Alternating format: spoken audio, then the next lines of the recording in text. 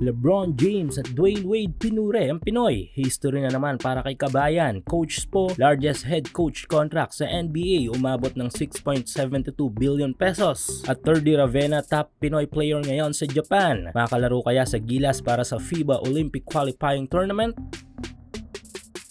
Hindi natin may kakaila na may puwang talaga ang Pilipinas sa biggest basketball league sa mundo na NBA. Umpisahan natin sa pagsuporta. Dahil isa nga ang Pilipinas at mga Filipino na nagpapakita ng malaking suporta sa NBA. Bilang basketball religion country ay kadikit nito ang palaging pagsubaybay ng mga Pinoy sa NBA. Pangalawa ay ang pagkilala ng mga NBA teams sa ating mga Pinoy at ating kultura sa paggalaw nila sa atin na magdaos ng mga Filipino Heritage Night sa ilang mga basketball games. Pangatlo ay ang ating pagkakaroon ng mga Pinoy-blooded NBA players tulad na lamang nila Clarkson at Jalen Green na aktibong naglalaro ngayon sa kanilang liga. At pangapat ay ang pagkakaroon natin ng legit Pinoy na mga coaches sa NBA. Patunay na talagang may ambag din tayo sa pinakasikat na basketball league sa mundo. At speaking of Pinoy sa NBA, ay may history na namang nangyari sa NBA nito lang. At may Pinoy-blooded NBA coach na nakagawa ng history sa National Basketball Association. Ito nga ay walang iba kundi ang head coach ng champ team na Miami Heat na si Coach Erik Spoelstra. Maliban sa pagiging pangalawang longest tenure head coach sa NBA sunod kay Coach Greg ng Spurs,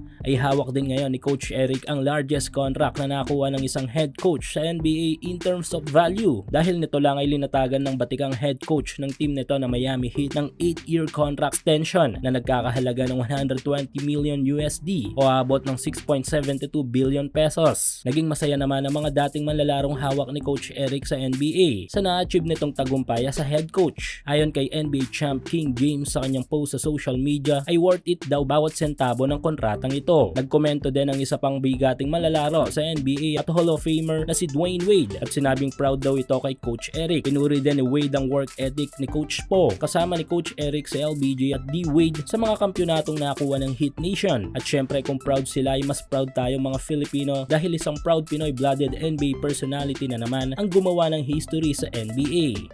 Samantala, dumako naman tayo sa ating Pinoy ballers sa Japan. Usap-usapan ngayon si Thirdy hindi lang sa Japan kundi sa ibang dako na rin ng mundo. Dahil sa kamakailan lang ay nagtrend ang dunk na ginawa nito sa laro kontra sa kupunan ni Ray Parks. Pero maliban sa dunk na yan ay maganda rin ang itinatakbo ng individual at team performance ni Thirdy sa B-League. Tangan kasi ngayon ng kupunan ni Thirdy na San Neo Phoenix ang top 2 seeded team sa 2024 season ng B-League kung saan ay sumunod sila sa Tokyo Alvarez. Sa ngayon ay may 13 points, 4 rebounds at 2 assists figures si Thirdy every game para sa Phoenix. Dahil dito ay nangunguna ang Westbrook ng Pinas sa ating mga Pinoy ballers sa Japan. Kung kaya't ang tanong ng marami, makasama kaya si Thirdy sa ating squad para sa FIBA Olympic Qualifying Tournament since naghahanap tayo ng mga Pinoy na may taglay na best performance overseas? Well, malalaman natin yan sa ating mga susunod na updates dito lang sa ating channel.